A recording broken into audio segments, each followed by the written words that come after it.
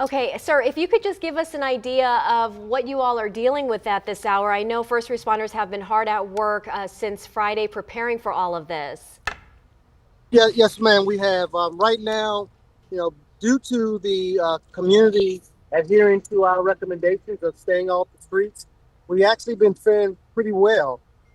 Yes, we've transitioned, so the sleet is a little bit more difficult. So we ask that people, because it stopped snowing, that doesn't mean it's over. Please continue to stay at home. If you're on the roadways, it makes it much more difficult for transportation to clear the streets, which makes it more difficult for us to respond to life-threatening emergencies. Are there any major trouble spots here? We just heard about a car spinning out on River Road into a ditch here. And so I'm wondering, with the sleet, is there the complications of that? Are you seeing more cars in distress, or what's going on some of our major roadways at this hour?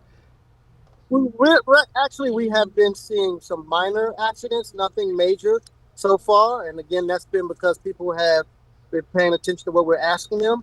The other thing I want to bring up to light is the fact that the snow and sleet is going to be heavier. So you need to make sure that you shovel in stages. Don't overexert yourself. Make sure you have a way out of your home, and we have a way into your home. Also, please help us with shoveling around the fire hydrants, because as soon as we see the fire hydrant, we can go into tactical operations. Okay, but as far as rescues or anything like that right now, you haven't seen many serious rescues or anything? No, ma'am. Just please Okay, check well, on that's good. Yeah. your neighbors. Yeah, that is good news, because I was going to ask if you all had responded to any stranded drivers or any accident calls today. Give us a sense of what the day's been looking like. So we're tracking pretty average on our call volume for a Sunday in a blue sky day. So it's been pretty easy for us to navigate around the roads. None of our vehicles have been getting stuck. We are partnering with a liaison with our public works, so they are with us in every battalion, so we can move around. We also have liaisons at our emergency operations center helping for us plan into the next operational period.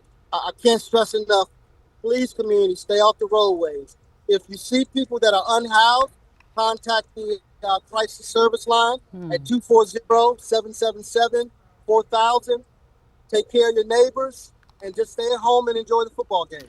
So, some of the things, first of all, that is some excellent advice. Yeah. And, but, some of the things that you all really look at now, because people are trying to stay warm as well. So the carbon monoxide safety, emergency access, you talked about that with the fire hydrants, also preventing the fire hazards with those space heaters or whatever. What are some of the bullet points that you want our audience to hear from the fire chief? So your outside HVAC system, your AC unit, it can be bogged down with sleet and snow, and then it can overwork and cause a fire from the exterior. So make sure while you're out there shoveling, shovel around your AC unit. In addition to that, if I know people want to stay warm, it's still going to be below freezing levels.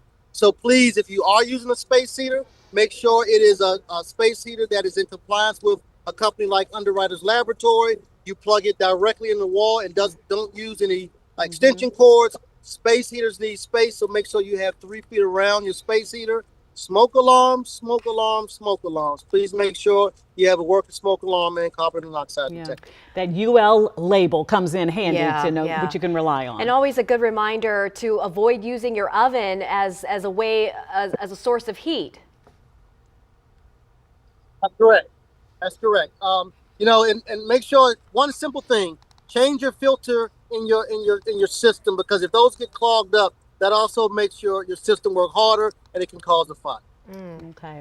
All right. Well, such really good tips. The one that really gets me, Chief, is the carbon monoxide, because it's that silent killer. That silent killer. So make sure, I'm sure that you'd like everybody to have those batteries changed if you have those carbon monoxide detectors in their house too. Absolutely. Okay. Absolutely. That's correct. Fire Chief Corey Smedley, thank you so much for taking a few minutes out of your busy day to chat with us. We'll be right back.